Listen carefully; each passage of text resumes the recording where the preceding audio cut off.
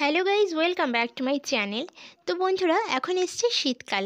শীতকালে কিন্তু আমাদের স্কিনকে কিন্তু যত্ন নিতে হবে বেশি পরিমাণে, কারণ শীতকাল মানে আমাদের স্কিন হয়ে যাবে টান টান, ফেটে যাবে, রুক্ষ শুষ্ক, স্কিন থেকে সমস্ত ময়েশ্চার বেরিয়ে যাবে।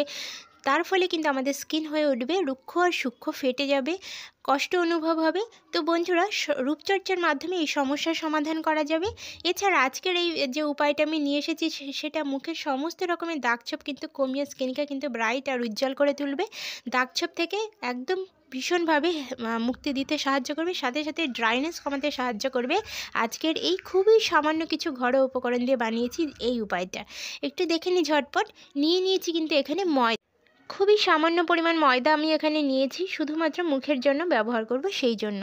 তবে আগেই বলে রাখি, এটা কিন্তু আপনারা মুখ, গলা, ঘাড়, হাত পা সব জায়গাতেই লাগাতে পারবেন। তো দেখুন, তার সাথে আমি নিয়ে নিচ্ছি নারকেল তেল। নারকেল তেলের মধ্যে থাকে প্রচুর পরিমাণে ন্যাচারাল ব্লিচ প্রপার্টিস, যেটা আমাদের স্কিনকে কিন্তু দাগছোপ থেকে মুক্ত করে স্কিনকে ব্রাইট করে। এছাড়া স্মুথ এবং শাইনি করে তোলে, সাথে সাথে ইউথফুলনেস ফিরিয়ে আনতে সাহায্য করে স্কিনে। তো বন্ধুরা দেখো, আমি এখানে নারকেল তেল মিশিয়ে নিয়েছি। নারকেল তেলটা আমি এখানে কিন্তু হাফ চামচ পরিমাণ নিচ্ছি, যেহেতু আমি এখানে হাফ চামচ মতো ময়দা নিয়েছি, তাই জন্য কিন্তু হাফ চামচ মতোই নারকেল তেল এখানে নিচ্ছি। আর তার সাথে আমি দেখো এখানে অ্যাড করছি মধু বা হানি।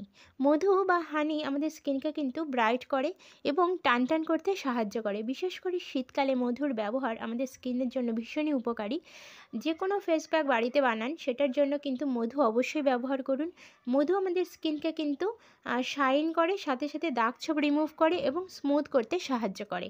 তো অ্যাড করে নিচ্ছি মধু। খুবই সামান্য পরিমাণে এখানে মধু আমি অ্যাড করছি। তবে অনেকের সমস্যা থাকে যারা মধু তাদের স্যুট করে না, সেক্ষেত্রে তারা এখানে কিন্তু গ্লিসারিন ব্যবহার করবেন, কারণ গ্লিসারিন এবং মধু দুটোই কিন্তু আমাদের স্কিনকে কিন্তু নরম এবং স্কিনকে কিন্তু একটা সফটনেস ফিরিয়ে দিতে সাহায্য করে। তো মিশিয়ে নিলাম মধু। এবার যেটা করতে হবে, উপকরণগুলোকে একটুখানি মিশিয়ে নেওয়ার চেষ্টা করতে হবে।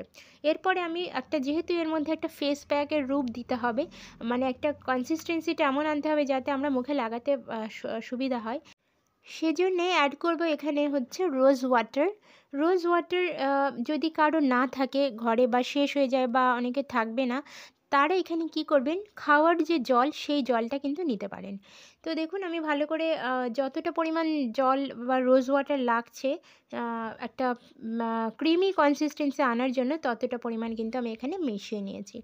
এবার যেটা করতে হবে, এটাকে খুব ভালো করে মিশিয়ে নিতে হবে। ঘেঁটে যতটা দানা দানা ভাব সরিয়ে দেবেন ততটাই ভালো, মানে কোনো দানা দানা ভাব যাতে না থাকে।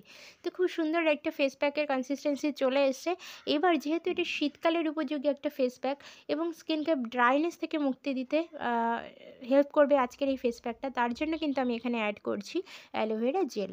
অ্যালোভেরা জেল আমাদের স্কিনকে কিন্তু শাইন করে, সাথে সাথে স্কিনের কিন্তু স্মুথনেস আনে এবং যে সমস্ত ডেড সেলগুলো স্কিনে থাকে সেগুলো কিন্তু রিমুভ করতে হেল্পফুল হয়। ডেড সেলগুলোকে কমিয়ে নতুন সেল আনার জন্য বা নতুন সেল জাগানোর জন্য কিন্তু অ্যালোভেরা জেল ভীষণভাবে উপকারী হয়। তো বন্ধুরা, যেটা করতে হবে, রেডি হয়ে গেছে ফেস প্যাকটা। এবার অ্যাপ্লাই করার আগে যেটা করতে হবে, এরমভাবে নিয়ে নিতে হবে নারকেল তেল। নারকেল তেল নিয়ে মুখে কি করতে হবে না, ম্যাসাজ করতে হবে। আমি কিন্তু এখানে হাতে করে দেখাচ্ছি। আপনারা অবশ্যই এটা মুখে বা যেখানে লাগাতে চান সেখানে এভাবে নারকেল তেলটা প্রথমে ম্যাসাজ করে নেবেন। ভালো করে ম্যাসাজ করে নেওয়ার পরে সেই নারকেল তেল থাকা অবস্থাতেই যে ফেস প্যাকটা বানিয়েছেন ময়দার, সেই ফেস প্যাকটাকে এভাবে অ্যাপ্লাই করে দিতে হবে।